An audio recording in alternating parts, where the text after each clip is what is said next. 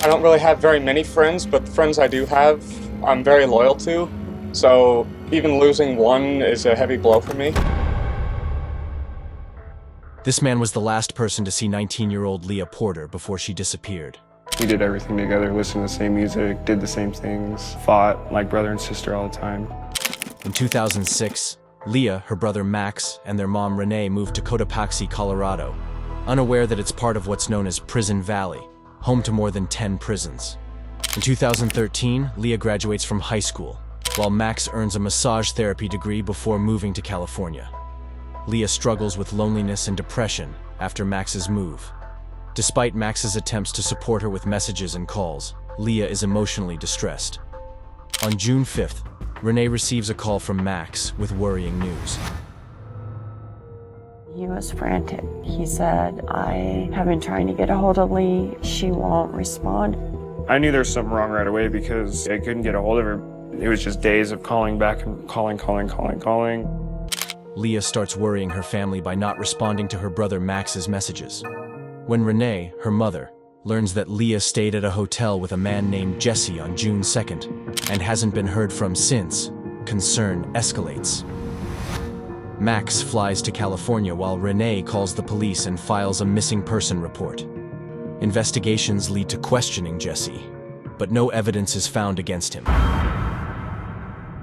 Max reveals that Jesse, Leah's partner, was actually much older than he initially claimed. Max is worried about his sister Leah, who is struggling with depression and distancing herself from the family. She spends more and more time with her older boyfriend Jesse, who has a violent temper and uses drugs. On June 3rd, after ending things with Jesse, Leah spends time with an old school friend, Chris Wade, but decides not to stay overnight. Renee finds out that Leah had frequent contact with Chris and that he invited her to his apartment on the day she went missing, even though they weren't close friends. He said that she had got a message from her telephone and all of a sudden left. He was polite and he was friendly and he sounded concerned. He said he didn't know she was missing. After Leah's disappearance, Chris joins the search and appears on TV to share his version of events, pleading for Leah's safe return. However, Leah's mother, Renee, begins to doubt Chris's story. He seems confused, and his gaze shifts constantly, seeking sympathy and trying to shift blame onto Leah. As time passes, Leah's family realizes that their hopes of finding her alive are fading, so they focus their investigation on Chris, the last person seen with Leah. Max has suspicions but tries to get close to Chris to gain his trust, pretending compassion while gathering information. He was saying that we were blaming him. I started making him believe that he was helping us look for her. As Max tries to get Chris to open up, the police also seek answers from him. Just like when he talked to Renee, he's very cooperative. He tells them that Leah came to his apartment around noon on June 3rd. Then she got a message and suddenly said she had to leave. A man in a van arrived, and she got in and left with him. When Leah's mother hears from the detectives what he told them, that detail catches her attention. When she asked Chris before the day he saw Leah, he didn't mention anything about a man in a van picking her up. Wade told the police department a different story than he told me, and that made me very suspicious of him. On June 10th, 7 days after Leah's disappearance, investigators search Chris Waite's apartment. They find old food and trash scattered all over the floor. During the search, they discover a knife next to his bed, bleached. Chris explains that he cleaned the knife after cutting his hand recently. The sheets and pillowcases from Chris's bed have been removed. Despite his explanations, discrepancies in his accounts raise suspicions. With no concrete evidence, the police are stuck. Leah's family, desperate, tries to take matters into their own hands. I want her found more than anything else in this world. I would give up my own life to find her. Max doesn't know how dangerous Chris Wade could be, or what he's capable of. But he knows he's the one who can give them answers, and is willing to do anything for his sister. He exchanged messages with Chris, slowly earning his trust, so he convinces him to meet under a gazebo in a park. It's June 12th, 9 days after Leah's disappearance. Chris thinks they're going to do a tarot card reading about Leah. But Max has a different plan. Max doesn't believe a word Chris says, but continues to pretend to be his friend, hoping he'll open up.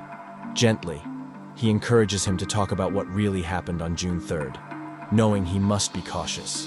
Despite his suspicions, Max continues to comfort Chris, hoping his compassion will lead him to confess. I totally just told him what he wanted to hear. Eventually, he cracked. Chris tells Max that he offered Leah a place to stay and they went out to lunch. Later, they return to his apartment, but he presents a new version of what happened next. He claims Leah tried to extort money from him, but when he refused, she grabbed a knife and tried to stab him. Max feels increasingly angry, but tries to stay calm, aware that he must continue to make Chris talk. Chris continues, saying that Leah tried to stab him multiple times with the knife, but he managed to dodge her and overpower her. Then he put his hand on her throat and started choking her. He said that he grabbed onto her neck and he held on to it, and the knife was in between them, and all of a sudden she went limp, and then he noticed that he stabbed her through the sternum. Max has finally learned from Chris Wade that he killed his sister.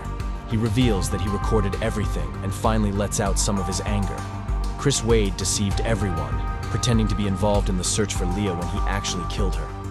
Max no longer accepts his lies and makes him confess to the police. He was hysterical. And he said, "Mom, Lee's dead. Christopher killed her." Christopher Wade has finally confessed and given his version of what happened that night.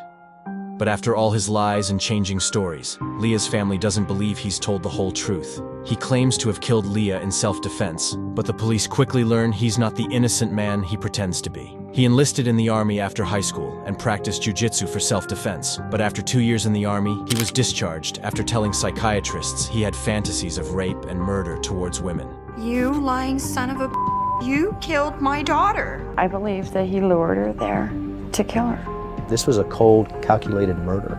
Without the body, we can't put together what happened in that apartment. Chris Wade claims to have thrown Leah's body in the dumpster, leading the police to the landfill to search for the body. After 45 days of searching, they find Leah's phone, bag, wallet, and clothes, but not her body.